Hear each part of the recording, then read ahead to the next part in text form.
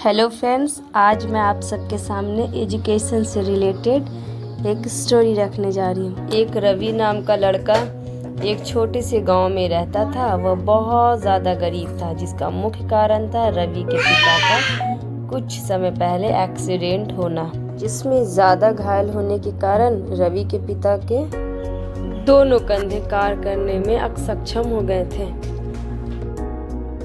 जिस कारण डॉक्टरों को उन्हें हटाना पड़ा। इसलिए रवि का परिवार बहुत ही ज़्यादा लाचारी की स्थिति से गुजर रहा था। एक्सीडेंट से पहले रवि के परिवार की मुख्य आय का स्रोत उनका खेत था, जिसमें वह खेती करते थे और फसल को बेचकर अपना गुजारा करते थे। परंतु वह खेती बहुत ज़्यादा कम होती थी, जिस कारण उन्हें कभी भी किसी प्रकार का सुख नहीं मिल पाया। जब रवि के पिता दिव्यांग हो गए, तब उन्होंने वह खेती एक व्यक्ति रामू प्रसाद को बटाई पर दे दी, ताकि वह उसमें फसल करे और आधी फसल रवि के परिवार को दे दे। क्योंकि रवि के पिता अब दिव्यांग हो चुके थे, वह फसल करने के लायक नहीं थे। वह व्यक्ति रवि के खेत में फसल करने लगा और उसने रवि के पिता को आधा हिस्सा देना भी शुरू कर दिया। रवि एक समझदार बच्चा था। वह हमेशा अपना पूरा ध्यान सिर्फ पढ़ाई पर लगाता था। वह कक्षा में अक्सर सबसे ज़्यादा अंक लाया करता था।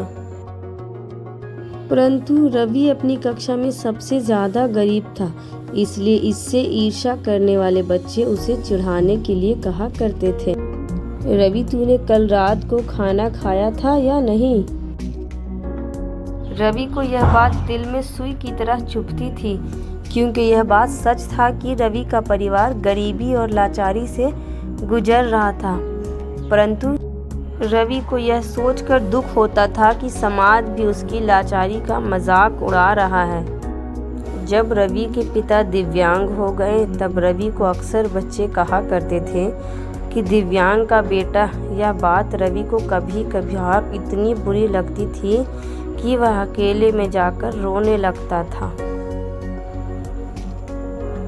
एक बार रवि स्कूल से घर की तरफ जा रहा था कि कुछ बच्चे उसके पास आए, जो कि उसकी काबिलियत से ईर्ष्या करते थे। उन्होंने उसके स्कूल बैग को छीनकर नाले में फेंक दिया।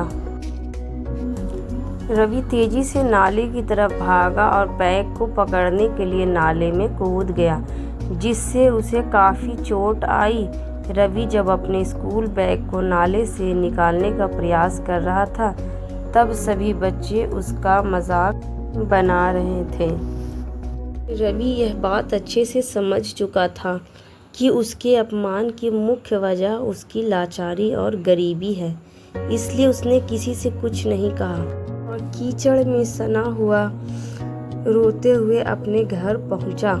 शिक्षिका ने रवि को समझाया कि जो हुआ सो उसे जाने दो। अब तुम यह बात अच्छी तरह समझ लो कि तुम अगर शिक्षित होकर सरकारी अफसर बने तो अपने माता पिता के अपमान का बदला ले सकते हो। रवि को यह बात समझ में आ गई और रवि की शिक्षिका ने रवि से कहा कि तुम IAS ऑफिसर बनो।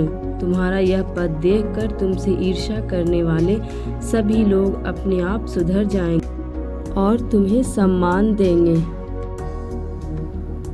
इस प्रकार तुम अपने माता पिता के हुए अपमान का बदला ले सकते हो।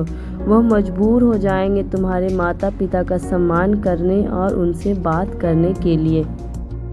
इसीलिए हमें निरंतर प्रयास करते रहना चाहिए अपने गोल को अचीव करने के लिए। चलिए मिलते हैं किसी और वीडियो में ऐसी मोटिवेशनल वीडियो के साथ।